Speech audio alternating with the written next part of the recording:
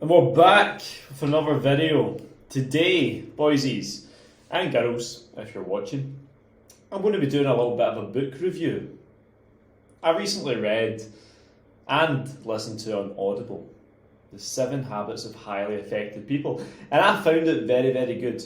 I enjoyed it a lot. And today I'm going to unpack all 7 habits, give you the core takeaways, and also reveal the 4 quadrants of productivity. Stephen Covey's 4 quadrants. He's the author, by the way. I want to reveal the 4 quadrants of productivity, and not even time management, but self-management. Because this is something I've learned as well recently. It's not about time management, it's about self-management within the time that you have. So we'll dive in, and we'll keep this short and sharp. So Stephen Covey in this book essentially outlines a holistic approach to personal and professional effectiveness, which, if you're an ambitious human being, if you're in a professional role, if you want to look after your health, your time, your energy, your finances, this is probably a book you should read. So, habit number 1, be proactive. You have to take initiative and responsibility for your life. For me personally, I manage a hell of a lot of clients on a personal level, and I also have to manage myself on a personal level, physically, emotionally, mentally, spiritually, financially, professionally, whatever it may be. But it's always going to come down to how good you are at thinking on your feet when your back's against the wall and taking responsibility for your own life. No one else is coming to save you. That's one of the big take-homes here. So you can focus on what you can control, not what you can't, and influence rather than react to external forces. So things are going to happen in life. Good things, bad things, blue things, black things, wrong things, right things.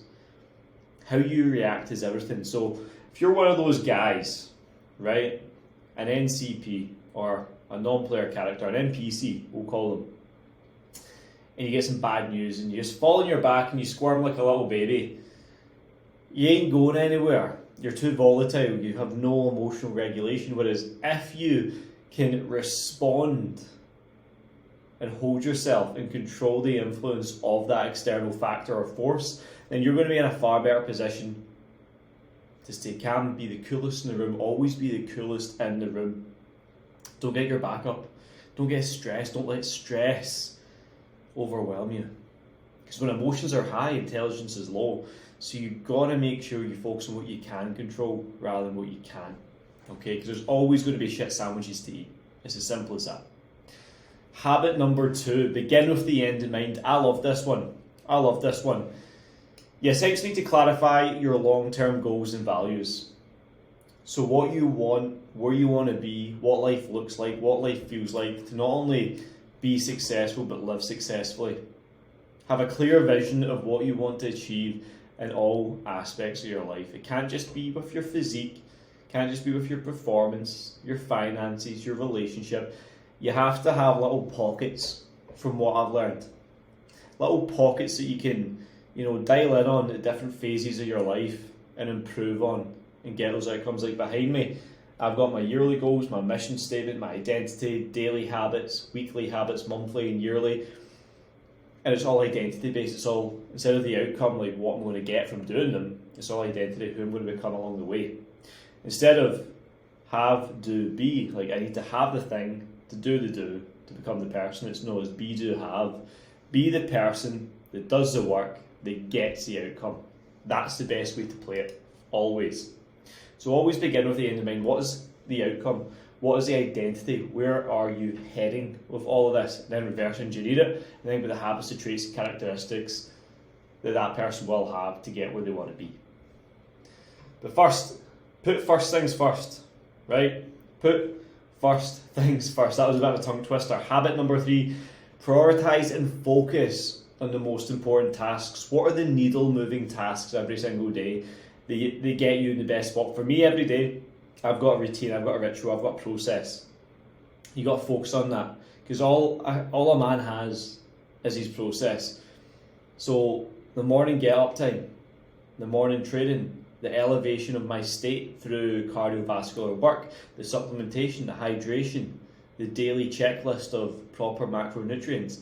Like, prioritize those things, and the things you prioritize will prioritize you, your health, which is absolutely everything. When you can start doing this, you end up managing your time more effectively by distinguishing between urgent and important activities. So things that are important are always going to come first. The things that are urgent will be actioned when I'm in a better state, personally. It's just always going to be the case. Like, on a Monday is a big check-in day for me. I go through all my clients, the performance reviews, and make sure everyone's all good. That's urgent. People want feedback. People need feedback ASAP. So I spend all my day doing urgent feedback. But I couldn't do that if I didn't have these important activities dealt with first to get me in that high octane state that's going to allow me to serve. So I put myself first to therefore serve others better. Okay? And I think you guys should really focus on doing that yourselves. It's going to put you in a cracker of a position to really just start building momentum in the direction you want when you start serving yourself first. So, habit number 4, think win-win. Seek mooch. This is where like my dyslexia kicks in. Seek mutually beneficial solutions in relationships and negotiations. Never be entitled. Never just think me, my wants, my needs, my desires. Think coordination, cooperation. Think together as one rather than apart as two. You've got to think, right, if I'm doing this, will that benefit them? If they do this, will that benefit me? It's got to be give, take, push, pull. It's got to be within both for your party's favour. Because let's say I'm just doing everything for me all the time and my fiance never gets anything from it. She'll start to now think this is one-sided, and she'll build up like a subconscious resentment, which is what we want to avoid. So you want to be on the same playing field as whoever you're having a negotiation with, especially in relationships. Embrace a mindset that fosters collaboration and positive outcomes for all parties. It is never take. Don't be one of those people that just takes from others.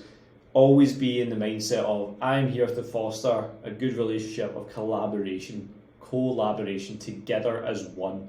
It's always going to put you and the other person in the best position possible for the right outcomes, for the right result, for the right change in gear, which is going to get you moving forward together. And if you want to go fast, go alone, but if you want to go far, have a team, and that's where collaboration comes in and is so handy. So seek first to understand, then to be understood. So habit number 5, you have to develop empathetic listening skills. So essentially just learn to give a fuck. Don't just be dismissive. Don't just run over people if somebody's telling you a bit of a story. As a coach, this is something I've had to learn. And I truly do believe that if you can sit and hold space and just hear someone out, you're going to be able to guide them through a much better transformation. Because then you can actually strive to understand others before expressing your own thoughts and ideas. And people don't care how much you know until they know how much you care. So if you're someone that yappa all the time and has a lot to say, learn to just sit and shut up for a moment. Be silent, be confident in your silence, and then provide value once you've listened. Because when you spend all your time in a conversation thinking about what to say next rather than actually listening, then responding, you pretty much just override the direction of the conversation and just become entitled and be one of those people that's just all about me. And you don't want to do that. It's just really poor for cultivating solid collaboration in relationships. So habit number 6, synergize. Embrace diversity and leverage differences to create innovative solutions. Leverage is probably your biggest strong suit. In business, in relationships, in life. The things that you don't want to do, get someone else to do them. But you have to lean into challenge first, understand what you don't like doing and what you do like doing. Because when you can be innovative with solutions that now, allow others to be within your world, you can almost give them more responsibility, more character, more confidence, and collaborate with others to achieve a result that's greater than both of you, right? Because when you just, as I said before, try it all yourself, you'll go fast, but you won't go far. But when you collaborate with others and have other individuals on board, that's why we have staff inside the Peak Performance Project. That's why we have a team around us. Because you can get a lot done yourself. You can if you're a proactive human being. See, if you've got the right people around you, if you've got a good quality relationship, good quality friends, good quality networking community, that's why community is massive. You need the right people around you. You'll get a lot more done because there's just a higher standard in that room, which is going to allow better solutions to be found. And that's what I found to be the 2 points from the Synergize part of the book. Habit number 7, sharpen the saw. Sharpen the saw. Renew and balance yourself regularly in the 4 key areas: physical, social and emotional, mental and spiritual. Okay, if you go blunt in life, you will have no outcome. You strike against something and it will be nothing. You need to re-energize, recenter, refocus, and work on subtle continuous improvements and self-renewal to contribute to long-term effectiveness. Because if you're wrong, everything else will be wrong. If you're off, everything else will be off. If you're not practicing what you preach, you will feel like a fraud. If you're not taking enough rest and downtime, you'll be burnt out. If you're burnt out, you'll be ineffective. If you're ineffective, then anything you say, do, or try, you'll maybe get by, but it'll just feel shit. It'll feel terrible. Like today, even after filming this bit of content, I'm having some downtime for a bit. I worked really hard yesterday. I just need maybe an hour, 90 minutes, go a walk, get some fresh air, listen to a podcast, and just chill. So, always focus on sharpening the saw. And I'm going to run through the four pillars here, the 4 pillars. So Stephen Covey said this, time management matrix, right? There's important and non-important, urgent and non-urgent. Quadrant 1 is like a crisis, pressing problems, projects and deadlines, shit that just needs to get done. That goes in your GSD list, your get shit done list.